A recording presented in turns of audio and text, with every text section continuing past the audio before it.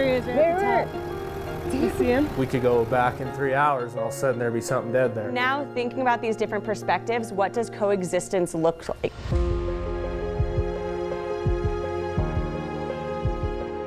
Hi there, and welcome to our 9 News special, Return of the Wolf. I'm Ann Herbst. And I'm Aaron Adelson. Ann and I have been working on Colorado's wolf reintroduction for almost 2 years now.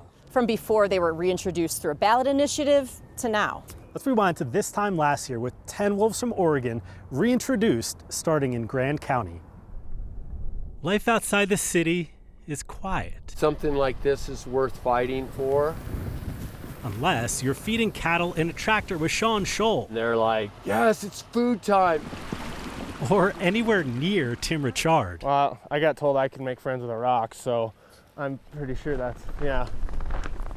Ranchers aren't known for being vocal. Yeah, they're introverted, I think, but that's also our demise, right? Because we do sit on our hands, and this is a topic that we can't sit on our hands. Wolves. The state reintroduced them 1 month ago, and these ranchers won't stay silent. People need to hear both sides of the story. Sean doesn't understand why the state chose their area. The 4th-generation rancher understands hard work. I can do a day of ranch work, and I feel so satisfied and like I contributed, I made a difference.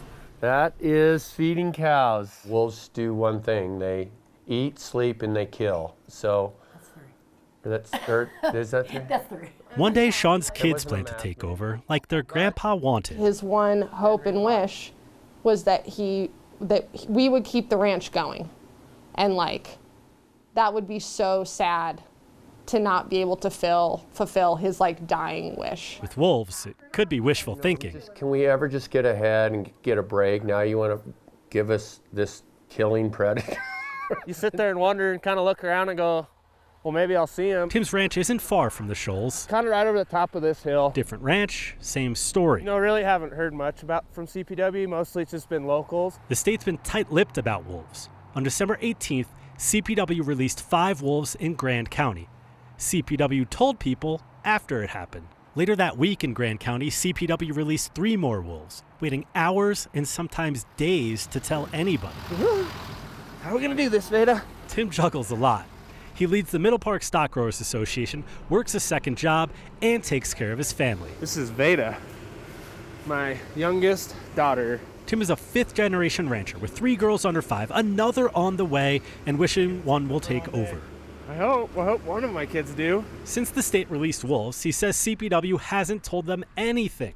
Not what they're eating or where they are. They could be anywhere. Or right here. I've never seen one before, so I don't know. It's hard to say. Oh, right there. There he is, right at the top. Do you see him? Oh, yeah. It could be our neighbor's dogs. Yeah, it could be the neighbor's dogs. Oh, there's another.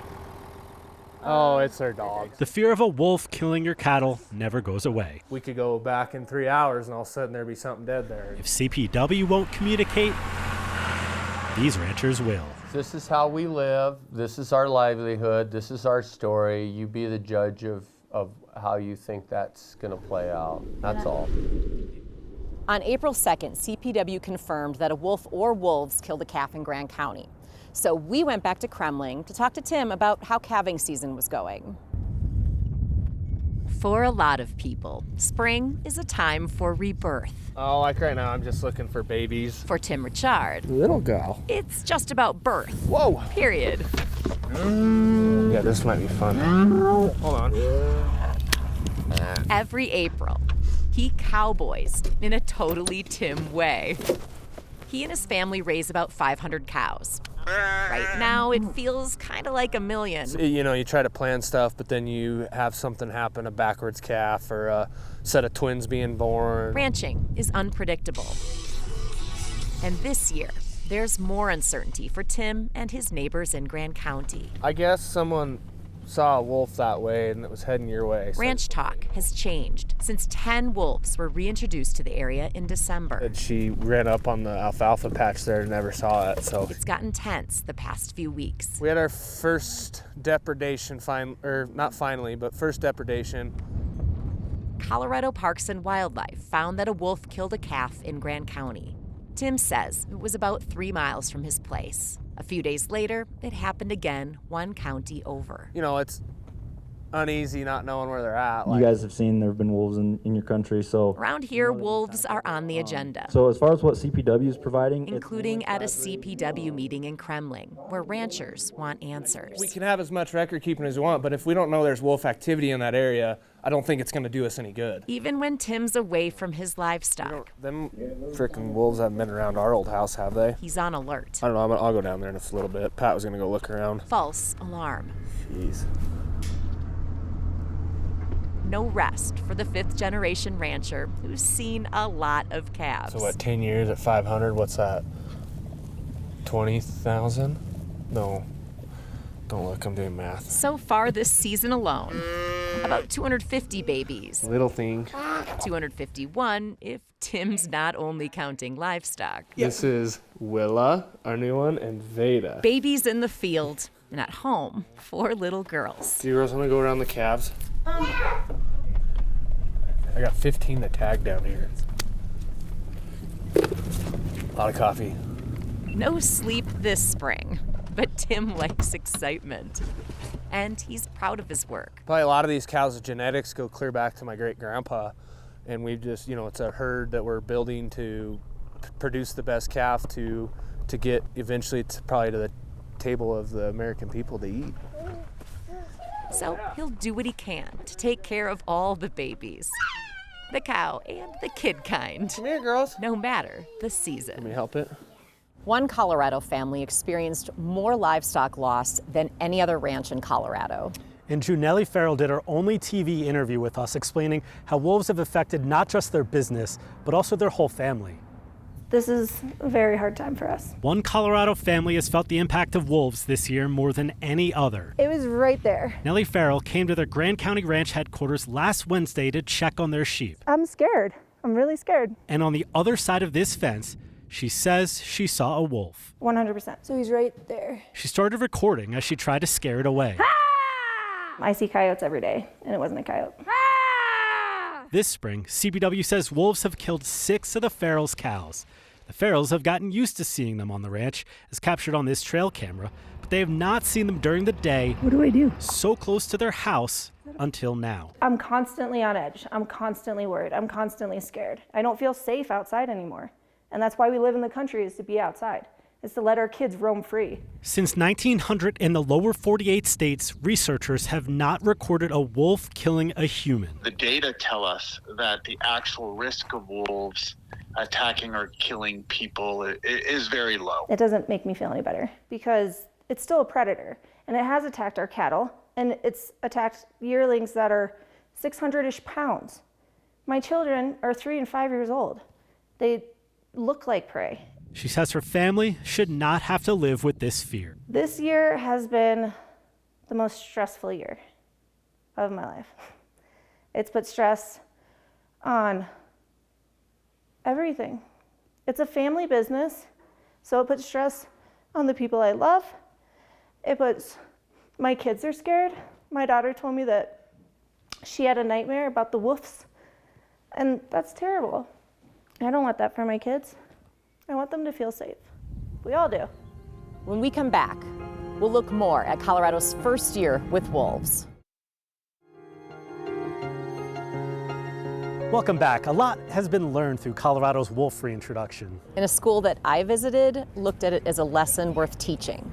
You are now going to take your mathematical thinking and you are going to put it into words. Students don't usually get to vote on what they learn in school. You might need to do more than one of these. But these kids at William Smith High School in Aurora chose to take Chelsea Auden and Matt Diorio's class. Okay. One based on a 2020 vote. Colorado voters did decide to bring wolves back into our state. And so now, thinking about these different perspectives, what does coexistence look like? Chelsea comes at wolf reintroduction from the math side. Specific number. Matt's the English teacher. We started with reading Three Little Pigs and Little Red Riding Hood. Separate the myth from the facts. The two connect over a divisive issue. 50.9% of voters voted to reintroduce wolves into Colorado, right? For both me and Chelsea, who the wolves are a passion. So your challenge today is to think about what is the appropriate number of wolves for the state of Colorado based off the evidence in front of you. All Ingalls are examined. Why did they bring the gray wolf down? Do you remember? From advocates to ranchers. They want to take care of their cattle, but not as well as their families, because that's what brings them that profit. Yeah, more likely to steal a cow. Right. than a wolf attack, right? So keep that in mind, right? Chelsea and Matt are pretty into wolves. This is a Yellowstone wolf. But their course is well-rounded. We want them to understand the different perspectives, not just oh, we love wolves, we want them here. I mean, just educate yourself before you say anything, I guess. This class shows that if English and math can be in one room together, It's they came to consensus pretty easily. maybe people who feel far apart on an issue like wolves can coexist too. Guys, we have 4 minutes. Did you guys finish? As much as we've tried to highlight the potential positives of the wolf reintroduction, the state government has made it pretty impossible to tell those stories. CPW rejected almost every single interview request we made, but we still had questions, and so did the ranchers. Thank you guys for having me. I'm a little nervous right now, but...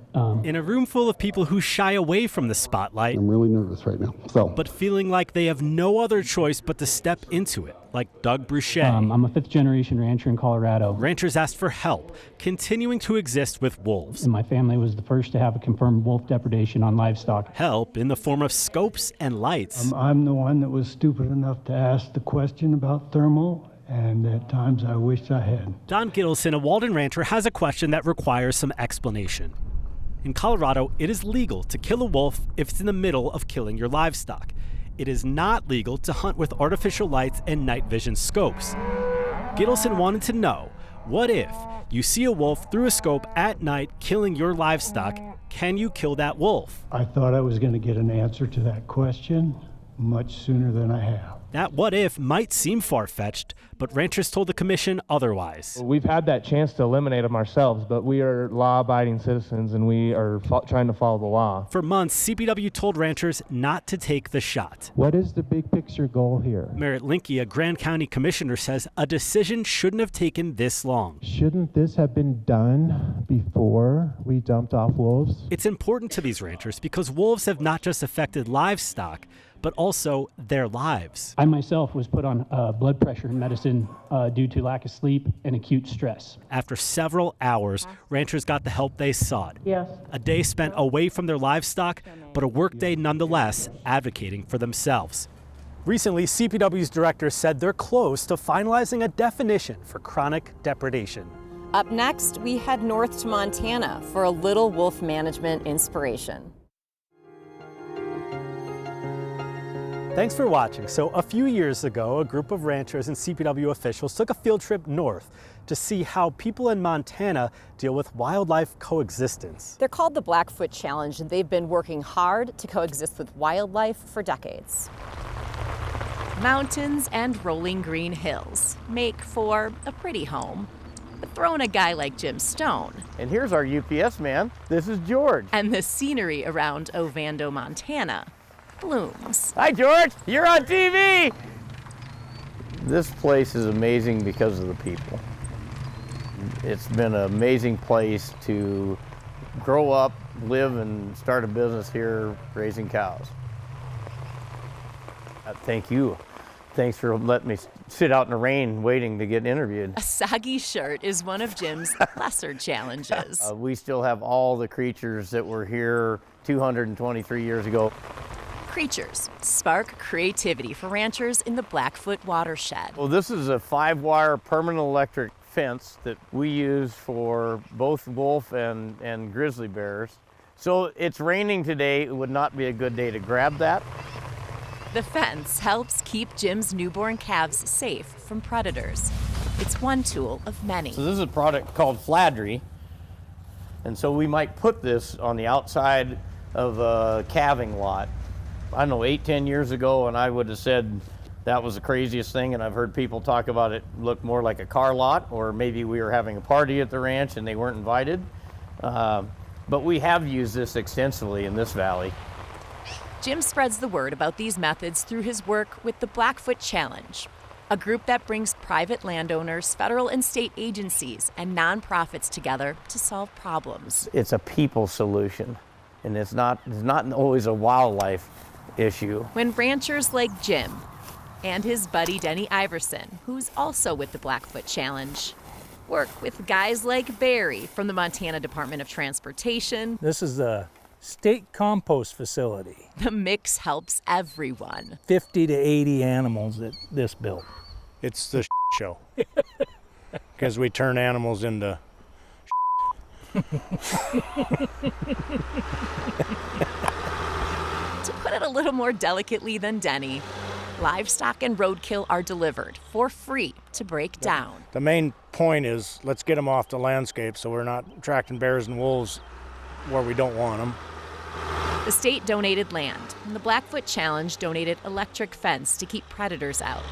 A combination of tools like composting, fladry, and electric fencing have kept livestock deaths to a minimum in an area with an estimated 17 wolf packs. I think we've become an organization that people know they can rely on to get good information, get good resources to fix whatever problem they have.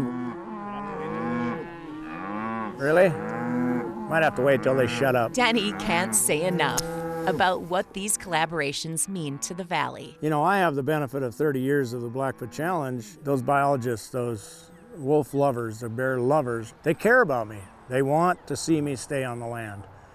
They know that my ranch provides connectivity and habitat and all those kinds of things. It doesn't mean the tools we use here are transferable to Colorado or any other state, but the concept of how people want to work together is. 2 states and hundreds of miles south of here in Colorado, people are searching for ways to protect their own animals because wolves have just been reintroduced. Colorado Parks and Wildlife says they've already distributed fladry and lights to help ranchers. So far, there's no group quite like the Blackfoot Challenge. Landowners can take some hope out of that we were able to do it here, and they can in their landscape too, but it takes time. Denny believes good things happen when people on all sides talk. His neighbor down the road is always good for that. Yeah, he's a character. Yeah. This is Tom, and the other one's Jerry. What do you think, buddy? You're on TV. Being a rancher isn't usually warm and fuzzy. But when everyone pitches in, Jim rests easy. Boy, does that make you sleep well, that you know it's not that proverbial hammer that's going to whack us on the head. It's going to be that hand that's helping out. The beauty around here is in the teamwork. It gives ranchers like Jim a reason to relax. When we come back, we look at the stress of shipping cattle and a look at the year to come.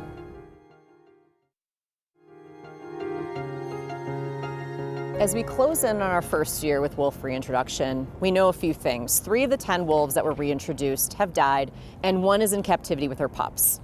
CPW reports wolves killed 27 livestock. Raising livestock is how ranchers get paid. They get 1 shot as we look back on our year with Tim.